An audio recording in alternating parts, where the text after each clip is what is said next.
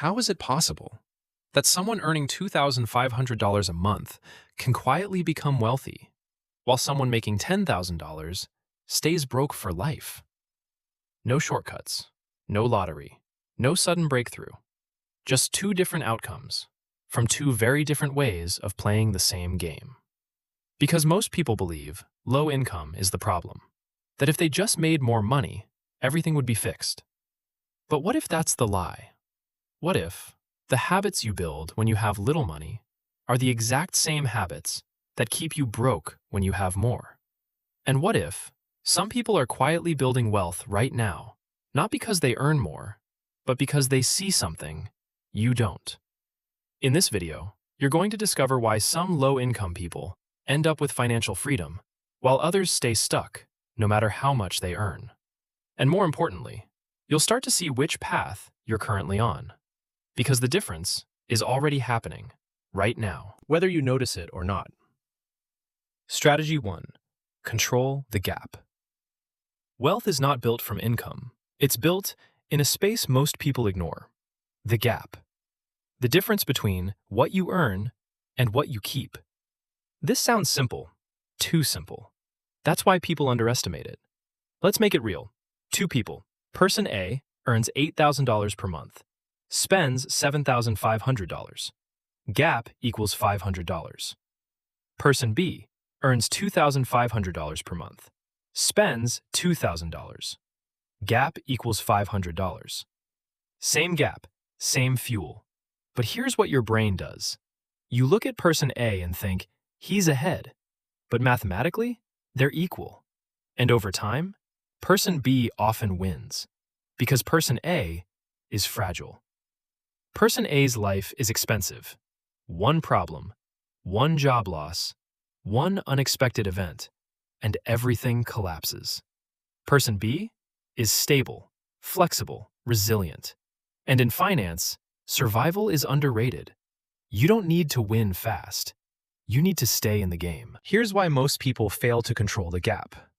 They focus on earning because it feels productive. Working more equals progress. Getting a raise equals progress. But reducing spending feels like sacrifice, feels like loss. And the brain hates loss more than it loves gain. This is called loss aversion. Cutting $500 in expenses feels more painful than earning an extra $500. Feels good.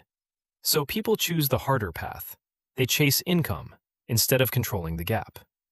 That gap is not just savings, it's leverage. Every dollar in that gap has a job. Invested at 8%, $500 per month becomes approximately $75,000 in 10 years, approximately $300,000 in 20 years, approximately $750,000 in 30 years. Not because you earned more, but because you kept more. Most people follow this pattern without even realizing it. Income to lifestyle to leftover, if any. They get paid, they spend, and whatever is left, they hope to save. But here's the problem. There's almost never anything left. Now compare that to how wealthy people think. Income to gap to lifestyle. They get paid, they remove their future first, they protect the gap, and only then they spend what remains. Same money, different order, completely different life. If you remember one thing from this video, remember this. Your lifestyle should expand slower than your income. If income goes up 20%, your lifestyle should go up 5%. The rest expands the gap. And that gap is what quietly builds your future. Most people don't have an income problem. They have a gap problem. And until that changes, no amount of money will ever be enough. Strategy 2. Automate discipline. Most people think they have a money problem. They don't. They have a discipline problem. And here's the uncomfortable truth. You cannot rely on discipline. Not long term. Not when you're tired. Not when you're stressed. Not when temptation is one click away. Because willpower is fragile. You tell yourself, I'll start saving next month. I'll invest when I feel ready. I'll be more disciplined this time.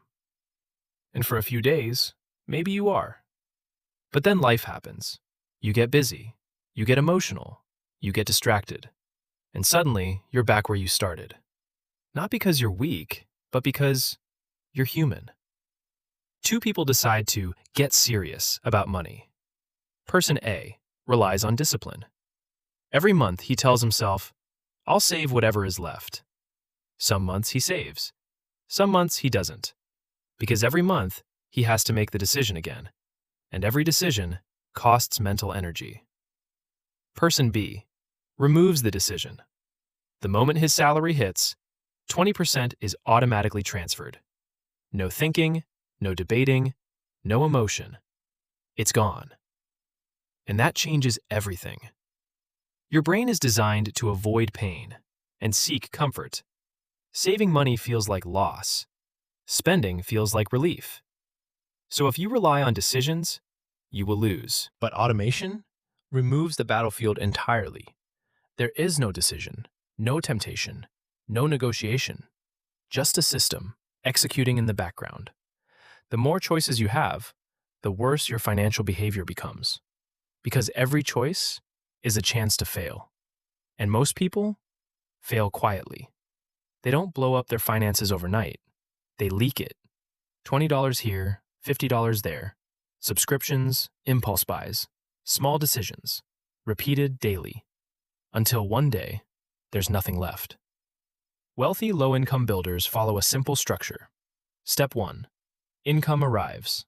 Step 2. 10 to 30% is removed immediately. Step 3. That portion is automatically split into investing, savings, whatever remains, that's what they live on. Not the other way around. Someone saves $100 per month. Doesn't feel like much. Almost insignificant. But here's what happens. No stress, no pressure, no overthinking, just repetition.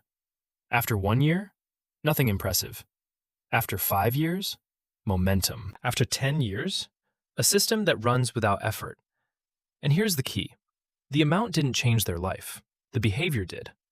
At some point, you stop being someone who tries to save money, and you become someone who automatically keeps money. No emotion, no drama, no internal battle. Just identity. If your system depends on motivation, it will fail. If your system depends on discipline, it will break.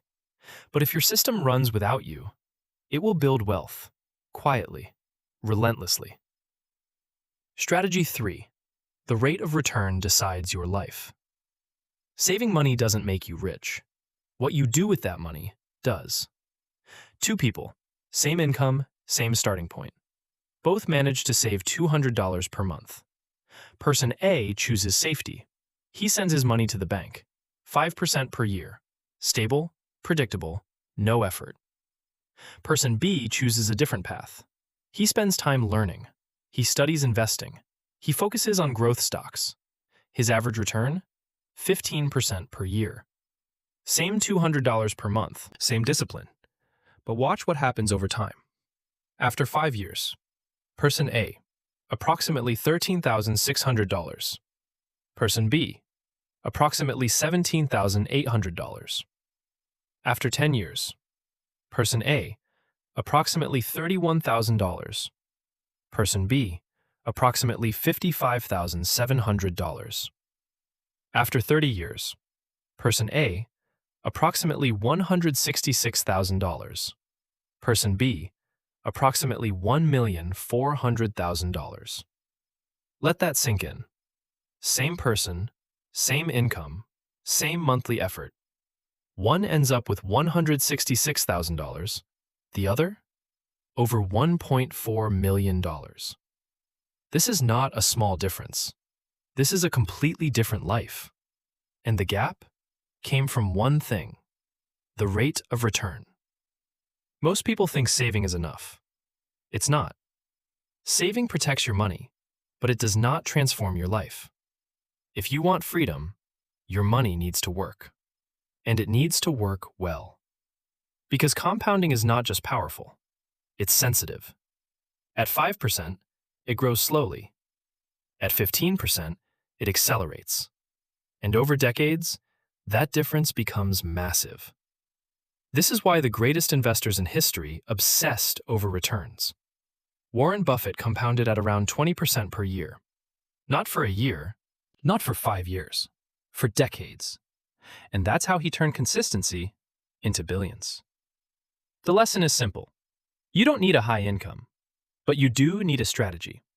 A strategy where your money doesn't sit. It works. It grows. It multiplies. Because in the end, you don't become wealthy by saving money. You become wealthy by learning how to make money, create more money. Strategy 4. Play the long game. Time is more powerful than income, but only if you use it correctly. Most people underestimate time because in the beginning, it feels slow. Nothing changes. Nothing exciting happens. You save, you invest, and it feels like nothing is working. This is where most people quit. They want results, fast, visible, immediate. So they jump from strategy to strategy, from investment to investment, chasing speed. But speed is not what builds wealth. Consistency does. The people who actually build wealth do something very different. They repeat month after month, year after year, even when it feels boring, even when it feels pointless, even when it feels slow. Because they understand something most people don't. Compounding is invisible until it isn't. At first, it's just small numbers. Then one day, it starts to move. And then suddenly, it accelerates. Not because you worked harder, but because time finally caught up. Let's go back to the $200 per month. At the beginning, the growth is small. Most of the money is what you put in. But later, something changes. Your returns start becoming bigger than your contributions. And that's the moment the game flips. You're no longer building wealth. Your wealth is building itself. But here's the problem. Most people never reach that point because they quit before compounding kicks in. They stop at year 2, or year 3, or year 5, right before it gets powerful. And then they say, investing doesn't work. But it wasn't the strategy. It was the time. They didn't stay long enough. The people who win are not the smartest. They're not the highest earners. They're the ones who stay in the game long enough for time to do its job. Because in the end, you don't get rich from one decision. You get rich from repeating the right decision long enough. Most people are waiting to earn more, waiting for the right time, waiting until they feel ready. But that moment never comes. Because if you can't manage a small amount of money, a bigger one will only expose you faster, not fix you. Wealth is not built when money arrives. It's built in the decisions you make before it does. When no one is watching, when it doesn't feel rewarding, when it feels slow. That's where it starts, quietly. And most people miss it because they're chasing results instead of building systems. They're chasing income instead of building ownership.